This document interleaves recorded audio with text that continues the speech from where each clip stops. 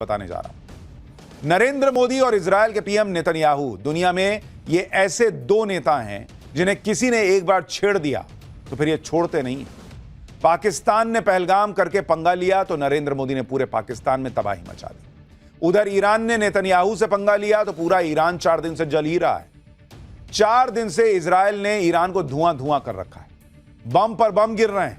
जैसे गाजा को नेतन्याहू ने समतल कर दिया वैसे ही ईरान का हाल नेतन्याहू कर देंगे ऐसा लग रहा है। लेकिन बम ईरान पर गिर रहे हैं, नसें पाकिस्तान की फट रही हैं।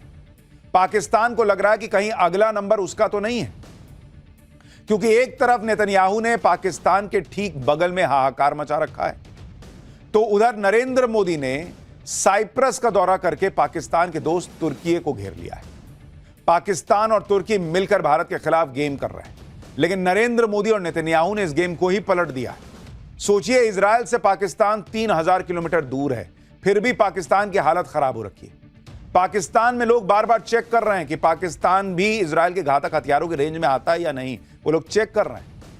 जिस तरह से ईरान को इजरायल फोड़ रहा है, उससे पाकिस्तान को डर है कि कहीं ईरान के बाद उसके परमाणु साइट्स का नंबर तो नहीं आने वाला। कहीं मोदी और नेतन्याहू मिलकर पाकिस्तान को तो नहीं निपटा देंगे। कहीं मोदी और नेतन्याहू मिलकर पाकिस्तान के खिलाफ 1984 वाला प्लान तो नहीं बना रहे हैं। अब ये 1984 वाला प्लान क्या है? क्यों पाकिस्तान को ईरान पर इजरायल के हमले में अपनी आने वाली तबाही दिख रही है? कैसे पाकिस्तान की संसद के अंदर इजरायल के हमले का डर दिख रहा है? कैसे ईरान पर बरसती मिसाइलों ने पाकिस्तान में पेट्रोल पंप बंद करवा दिए? कैसे वहां लोग भूखे मरने की कगार पर हैं? आज ये सब दिखाऊंगा। साथ ही आपको यह भी बताऊंगा कि पीएम मोदी ने कैसे पाकिस्तान और उसके दोस्त तुर्की की टेंशन बढ़ा दी है। कैसे साइप्रस जैसे एक छोटे से देश का दौरा करके पीएम मोदी ने पाकिस्तान और उसके दोस्त को नया तनाव दे दिया है। पाकिस्तान में हड़कंप मचा हुआ है, क्योंकि अभी नरेंद्र मोदी के नए भारत ने जो पाकिस्तान की कुटाई की थी उसके जख्म ही नहीं भरे। और इधर इजरायल ईरान को ऐसा ठोक रहा है कि पाकिस्तान के अंदर लोग कह रहे हैं कि भारत और इजरायल मिलकर ईरान के बाद पाकिस्तान को ना ठोक दे। पाकिस्तान इसलिए कांप रहा है क्योंकि इजरायल ठीक उसके बगल में बम पर बम फोड़ रहा है। 4 दिन से जबरदस्त लड़ाई चल रही ईरान और इजरायल के बीच। इजरायल पर ईरान ने पलटवार किया था, जिससे इजरायल भयंकर गुस्से में। इजरायल ने कह दिया है कि पूरे तेहरान को जला के छोड़ूंगा। तेहरान ईरान की राजधानी है। इजरायल ने ईरान पर आज फिर से जबरदस्त बमबारी की। ईरान ने भी इजरायल के तेल अवीव और हाइफा पर बैलिस्टिक मिसाइलों का नया अटैक किया।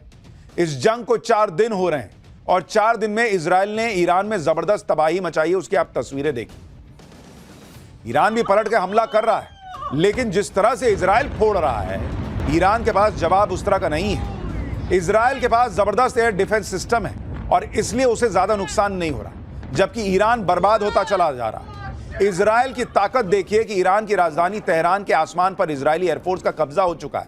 जब चाहे तब तेहरान पर इजरायल बम गिरा रहा है, जब मन कर रहा है। भाई, जैसे इंडिया नहीं जब उधर मन कर रहा था फोड़ दे रहा था, वैसे ही जहां तक मन कर रहा था इंडिया घुस के मार रहा था, वैसे ही अब इजरायल मार रहा है ईरान को। बात इतनी बढ़ चुकी है कि इजरायल ईरान के सुप्रीम लीडर अयतुल्लाह खामनेई को ही उड़ाने वाला था, खत्म कर देता। वो तो डोनाल्ड ट्रंप ने इजरायल को रोका कि अरे क्या कर रहे हो भाई, रुको जरा, सभी को मार दोगे क्या? यहां तक मामला पहुंच गया है। उधर इजरायल के पीएम नेतन्याहू का दावा है कि ईरान उनकी, यानी नेतन्याहू की और डोनाल्ड ट्रंप दोनों की हत्या करना चाहता था। नेतन्याहू का दावा है कि ईरान ने उनकी जान लेने के लिए ऐसी मिसाइल दागी थी जो उनके घर में बेडरूम विंडो तक पहुंच गई थी। यानी इजरायल कह रहा है कि यह हमको मारने वाला है, तो हम कैसे छोड़ देंगे जी? और वो सिर्फ ईरान को ही नहीं छोड़ने की बात कर रहा है कि भाई ईरान को नहीं छोड़ेंगे, वो पाकिस्तान को भी ठोक देगा, यह भी चर्चा हो रही है। जब नेतन्याहू कह रहे हैं कि ईरान उन्हें ही उड़ाना चाहता था, तो फिर इजरायल ने भी ईरान का खेल पूरा खत्म करने की ठान ली। भाई, कोई खुद थोड़े मरेगा कि तुम हमको मार दो, हम जो है विश्व शांति की बात करेंगे।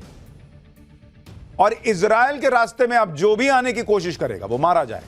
पाकिस्तान इसीलिए डरा हुआ है क्योंकि उसने देखा है कि इजरायल हमास को ठोक चुका है, हिजबुल्लाह की बैंड बजा चुका है, और पाकिस्तान को भी एक वो रोग नेशन मानता है। हिंदी वाला रोग मानिए, अंग्रेजी वाला रोग मानिए, दोनों तो है ये है पाकिस्तान। अब वो ईरान को ठोक रहा है। इजरायल की इस हिट लिस्ट में पाकिस्तान का भी नाम हो सकता है। पाकिस्तान को डर लग रहा है और खुद पाकिस्तान ने इजरायल को उस पर हमला करने की बड़ी और ठोस वजह दे दी। दरअसल ईरान के वरिष्ठ सैन्य अधिकारी ने यह दावा कर दिया कि अगर इजरायल ने ईरान पर परमाणु बम का इस्तेमाल किया तो पाकिस्तान इजरायल पर परमाणु हमला कर देगा। मतलब ईरान खुद नहीं करेगा। ये गजब की लड़ाई लड़ते हैं ये लोग कि मेरे को मारोगे तो परमाणु बम पाकिस्तान मारेगा। पाकिस्तान हड़बड़ा गया। इजराइल से युद्ध के बीच ईरान ने पाकिस्तान को लेकर बड़ा दावा कर दिया। ईरान की बात सुनकर पाकिस्तान के होश उड़ गए। ईरान को भाई भाई बताने वाले पाकिस्तान ने कुछ ही घंटों में ईरान के दावे का खंडन कर दिया। पाकिस्तान कह रहा है कि नहीं नहीं भाई, हम ईरान जो कह रहा हम नहीं ऐसा कुछ बोले, हम नहीं मारेंगे परमाणु बम। पाकिस्तान के रक्षा मंत्री ख्वाजा आसिफ ने कहा कि इस्लामाबाद ने इजराइल के खिलाफ परमाणु हमले की कोई बात की ही नहीं है। पाकिस्तान की घबराहट को आप इस तरह से समझिए कि पाकिस्तान की संसद में वहां का विदेश मंत्री इशाक डार खड़ा होकर कह रहा है कि नहीं भाई, हम कोई परमाणु बम नहीं फोड़ने वाले हैं ईरान की तरफ से। उनको लगा भाई ईरान तो बोल दिया, अब इसके चक्कर में वहां से नेतन्याहू मारेंगे या यहां से इंडिया फोड़ देगा, तो तुरंत हड़बड़ा गया कि नहीं, हम ऐसा कुछ नहीं करने वाले हैं। सुनिए, पाकिस्तान का विदेश मंत्री संसद में खड़ा होकर कह रहा है कि हम ये सब कुछ नहीं करने वाले। ये पाकिस्तान का हाल है। जो पाकिस्तान अभी कुछ दिन पहले तक कह रहा था कि भाई भारत में पाकिस्तान के हमलों से बड़ा नुकसान हुआ है, और उससे जब पूछा गया था कि आपका क्या सबूत क्या है, तो कह रहे थे सोशल मीडिया पे खबरें चल रही। उसको तब सोशल मीडिया पे भरोसा था। आज कह रहा है कि सोशल मीडिया पे खबरें चल रही हैं कि हम ईरान की तरफ से परमाणु बम फोड़ देंगे, उस पर भरोसा मत कीजिए, सोशल मीडिया भरोसे के लायक नहीं है। वो कह रहा है मेरा बम मेरा भाई, हम काहे फोड़ेंगे ईरान की तरफ से। और ऊपर से कहता है कि ईरान मेरा भाई है, हम लोग भाई हैं भाई, हम तुम्हारे साथ खड़े हैं। अरे काहे के खड़े हो? पाकिस्तान पूरी दुनिया में इस बात की अकड़ दिखाता है कि वो इकलौता मुस्लिम देश है जिसके पास एटम बम। कहता रहता है कि उसका एटम बम मुसलमानों को बचाने के लिए, इस एटम बम से वो पूरी दुनिया के मुसलमानों को बचाएगा। लेकिन बात जब ईरान के मुसलमानों की आई तो सामने इजराइल दिख गया, उसकी हालत खराब हो गई। पीछे पाकिस्तान को दिख रहा है कि इंडिया ठोक देगा, इधर सामने इजराइल खड़ा है, वो कह रहा है कि नहीं हमारे पास एटम बम है तो मेरे लिए ना है, हम थोड़ी इजराइल पे फोड़ने जा रहे हैं। पाकिस्तान खूब माहौल बना रहा था कि जैसे ईरान को इजराइल से वो ही बचा लेगा। पाकिस्तान के रक्षा मंत्री तो अपनी संसद में खड़े होकर ईरान को भाई बता रहे थे, कह रहे थे कि पाकिस्तान हर तरीके से ईरान का साथ देगा। जब साथ देने की बारी आई तो पीछे से पलट के निकल लिए कि कहां, हम नहीं, तुम अपना लड़ो। पाकिस्तान वही वाला दोस्त है जो आपसे कहेगा कि भाई मैं तेरा भाई है, जहां बोलोगे वहां खड़ा हूं, चलो लड़ने चलो। उधर मारा पीटी हो रही है तो यार जरा सा ना मम्मी बोली है सब्जी लेके आने, मैं लेके आता हूं, तुम बड़ो लड़ो, मैं आता हूं, वहीं मिलूंगा चौक पे। वो है पाकिस्तान। और वो क्या लड़ेगा? अभी तो वो खुद ठुका है भारत से, तो वो क्या ईरान से लड़ेगा? और उसको पता है कि भाई उधर से इजराइल इधर से भारत दोनों शुरू हो गए तो हम खत्म हो जाएंगे। पाकिस्तान सिर्फ बड़ी बड़ी बातें कर सकता है, लेकिन आप पाकिस्तान की हालत देखिए। ईरान 4 दिन से जल रहा है, वहां से लोग भाग रहे हैं, तो पाकिस्तान ने ईरान का बॉर्डर क्लोज कर दिया। ये देखे दुनिया भर के मुसलमान देखें जो ये सोचते हैं कि पाकिस्तान एक इस्लामिक देश है तो मुसलमानों के लिए खड़ा होगा। भाई उसने ईरान का बॉर्डर क्लोज कर दिया कि मेरे तरफ मत आओ। पाकिस्तान से ईरान की करीब 900 किलोमीटर की बड़ी सीमा लगती है। पाकिस्तान को लग रहा है कि ईरान में इजराइल के बम फूट रहे हैं तो ईरान के लोग भागकर पाकिस्तान आ जाएंगे। सोचिए, जो पाकिस्तान ईरान के लिए इजराइल पर एटम बम चलाने की बातें कर रहा था, वो इतना डरपोक है कि ईरान के लोगों के लिए अपना बॉर्डर बंद करके बैठा है कि मेरे यहां मत आओ, मरना है तो उधर मरो। ये दुनिया भर के मुसलमान देखें पाकिस्तान की सच्चाई। जो जब चाइना से पैसा लेना होता है तो शिनजियांग में जब मुसलमानों पर अत्याचार होता है, उइगर मुसलमानों पे, तो चुप बैठ जाता है कि मारो ना यार, हमको क्या, हमको पैसा दे दो, तुम कर्जा दे दो, मेरे भीख वाले कटोरे में पैसा डाल दो। अब जब ईरान को मार रहा है इजराइल तो अपना बॉर्डर सील कर दिया। यह है पाकिस्तान की सच्चाई जो दुनिया भर के मुसलमानों को देखनी चाहिए। हमारे यहां कुछ हैं जिनका दिल धड़कता है शायद उधर के लिए, कुछ ही होंगे, लेकिन उनको भी देखना चाहिए पाकिस्तान का सच क्या है। पाकिस्तान ऐसा इसलिए कर रहा है क्योंकि उसे पता है कि इजराइल अगर ईरान को ठोक सकता है तो पाकिस्तान को ठोकने में देरी नहीं लगाएगा। पाकिस्तान को अब अपने एटम बम का डर सता रहा है कि जिन एटम बम के दम पर पाकिस्तान फूलता है वो एटम बम कहीं इजराइल के टारगेट पर तो नहीं है। क्योंकि इजराइल बहुत पहले से कहता रहा है कि ईरान के साथ साथ पाकिस्तान भी दुनिया के लिए बड़ा खतरा है। इजराइल के प्रधानमंत्री नेतन्याहू का एक पुराना बयान सुनिए। वो बहुत सालों से कह रहे हैं कि ईरान नंबर 1, पाकिस्तान नंबर 2, दोनों बर्बाद देश हैं, दोनों को खत्म कर देना चाहिए। So the greatest mission that we have is to prevent a militant Islamic regime from meeting up with nuclear weapons or from nuclear weapons meeting up with a militant Islamic regime.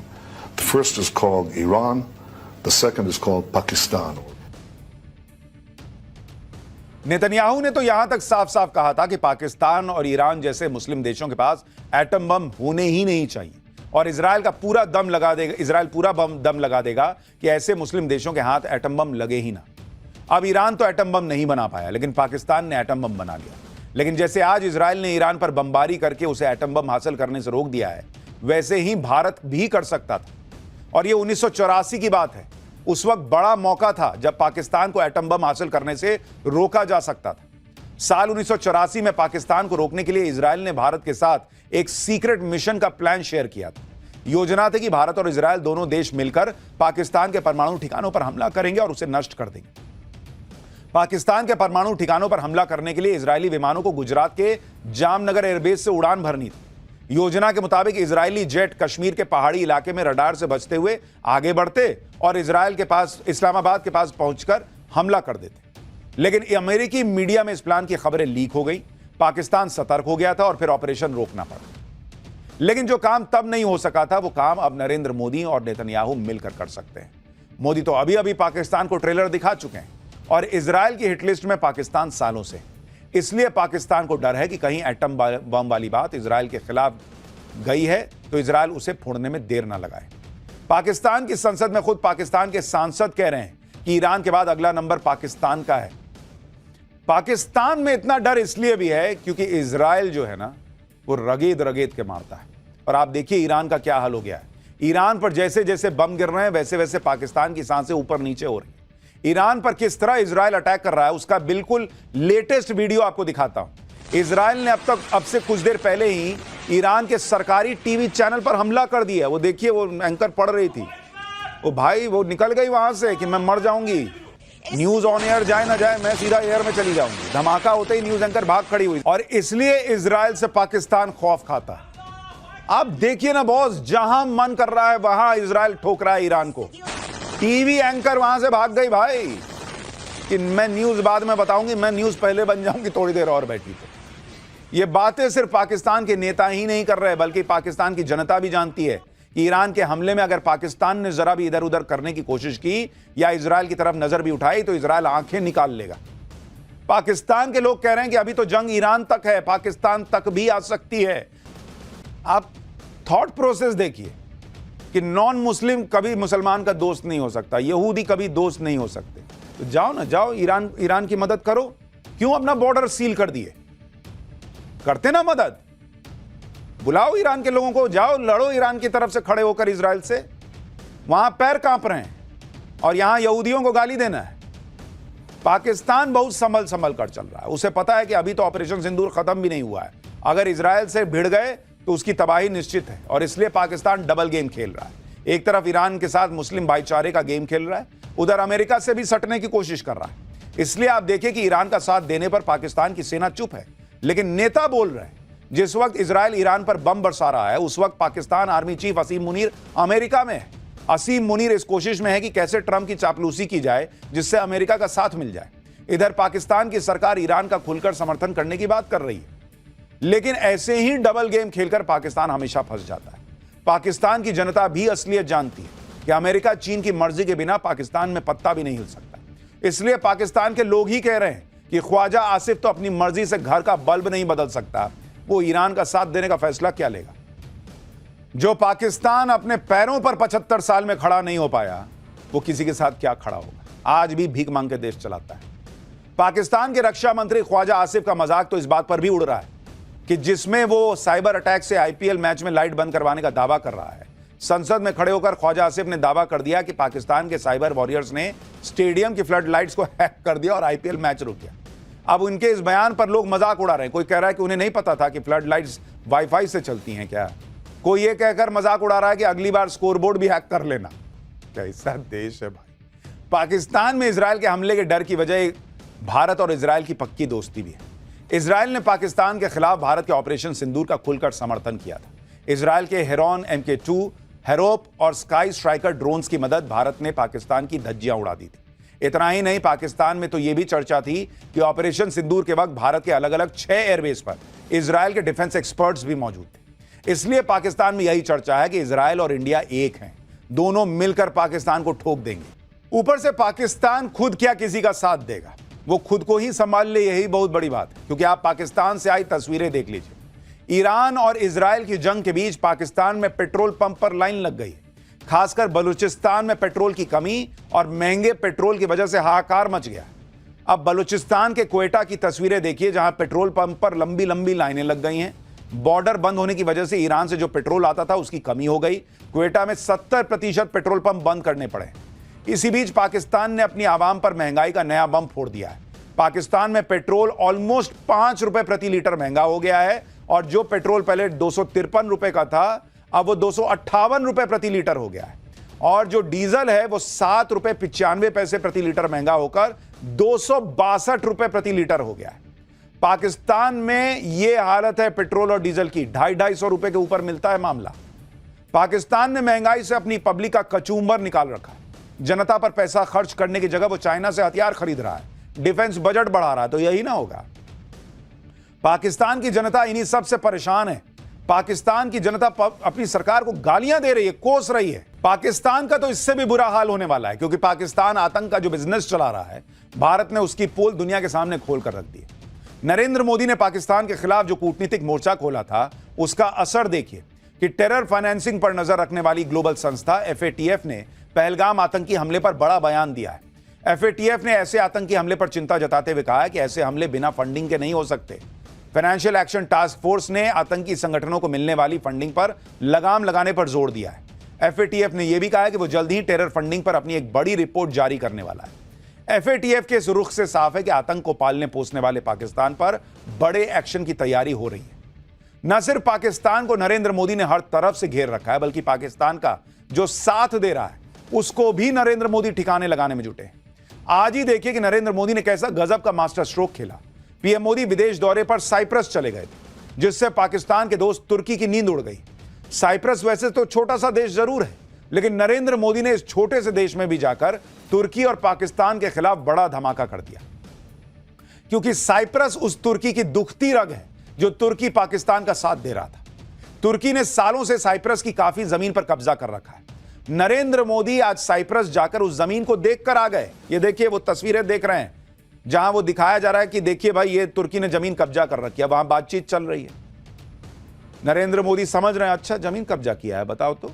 इससे तुर्की को जबरदस्त मिर्ची लग गई होगी। Cyprus के राष्ट्रपति के साथ जाकर नरेंद्र मोदी ने उस इलाके को देखा जहां तुर्की ने कब्जा किया हुआ है। ये तस्वीरें देखिए, वो दिखा रहा है कि देखिए ना सर, वही कब्जा किए हुए। अच्छा, 3 बार फोड़ेंगे वही ले लेंगे, कुछ कह रहे होंगे, मैं तो ऐसे ही कह रहा हूं। तस्वीरें तुर्की के लिए बड़ा मैसेज है कि अगर पाकिस्तान का साथ दोगे तो भारत भी खुलकर साइप्रस का साथ देगा। साइप्रस में सालों बाद कोई भारतीय प्रधानमंत्री पहुंचा है, लेकिन साइप्रस का रणनीतिक महत्व नरेंद्र मोदी ने समझा और ठीक उसी वक्त साइप्रस गए जब तुर्की पाकिस्तान का साथ दे रहा है। साइप्रस में प्रधानमंत्री मोदी का भव्य स्वागत हुआ। साइप्रस के राष्ट्रपति निकोस क्रिस्टोडेलिडोस ने खुद एयरपोर्ट पहुंचकर पीएम मोदी को रिसीव किया। यह अपने आप में बड़ा इशारा था, क्योंकि प्रोटोकॉल तोड़कर राष्ट्रपति का इस तरह स्वागत करना दिखाता है कि साइप्रस भारत को कितनी अहमियत दे रहा है। उसके बाद क्या हुआ, यह देखिए। साइप्रस की राजधानी निकोसिया की काउंसिल मेंबर माइकेला क्राइथ्रियोटी महाल्पा ने नरेंद्र मोदी का स्वागत करते हुए उनके पैर छू लिए। पैर छू लिए भाई, ये सब चल रहा है। साइप्रस में पीएम मोदी को वहां का सबसे बड़ा सम्मान दिया गया है। नरेंद्र मोदी ने साइप्रस का सबसे बड़ा सम्मान मिलने के बाद क्या कहा, एक बार वो भी सुनिए। हार्दिक अभिनंदन करता हूं, आभार व्यक्त करता हूं। यह सम्मान केवल मेरा, नरेंद्र मोदी का सम्मान नहीं है, ये 140 करोड़ भारतवासियों का सम्मान है।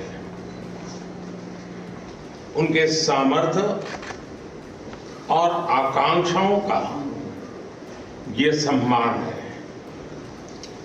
ये हमारे देश के सांस्कृतिक भाईचारे और वसुधैव कुटुंबकम की विचारधारा का सम्मान है। आप सोचिए, नरेंद्र मोदी को यह सम्मान मिलना, भारत का सम्मान। और नरेंद्र मोदी ने गले में जो ये पहना है, साइप्रस में इस तरह का स्वागत होना, वहां का सर्वोच्च सम्मान मिलना, फिर साइप्रस में उस इलाके को देखने के लिए जाना जिसे तुर्की ने कब्जा कर रखा है। नरेंद्र मोदी ने साइप्रस जाकर पाकिस्तान के दोस्त तुर्की के खिलाफ गेम सेट कर दिया है, क्योंकि नरेंद्र मोदी साइप्रस के जिस इलाके को देखने गए वो इलाका तुर्की ने 1974 से जबरन कब्जा कर रखा है। साइप्रस में तुर्की के अवैध कब्जे वाले इलाके के बॉर्डर पर जाकर पीएम मोदी ने तुर्की को कड़ा संदेश दे दिया। पीएम मोदी का सीधा मैसेज यही है कि तुर्की अगर पाकिस्तान का साथ देता रहेगा तो भारत भी चुप नहीं बैठेगा। तुर्की कश्मीर पर अक्सर बोलता रहता है और पाकिस्तान का साथ देता है, इसलिए तुर्की पर नरेंद्र मोदी ने अपने साइप्रस दौरे से ऐसा पलटवार किया कि तुर्की को हमेशा याद रहेगा। और इतना ही नहीं, यह भी याद रखिए कि साइप्रस यूरोपीय यूनियन का सदस्य देश है और यूरोपीय यूनियन से भारत की जो ये नजदीकियां हैं वो ट्रंप के लिए भी मैसेज है। ये दोस्त होगे तुम, लेकिन जिस तरह का व्यवहार कर रहे हो, भारत लगातार यूरोपीय यूनियन के और नजदीक जा रहा है। तो ट्रंप के लिए भी मैसेज है, पाकिस्तान के लिए भी मैसेज है और तुर्की के लिए भी मैसेज है। खैर, नरेंद्र मोदी और इजरायल जिस तरह से पाकिस्तान के पैरों तले जमीन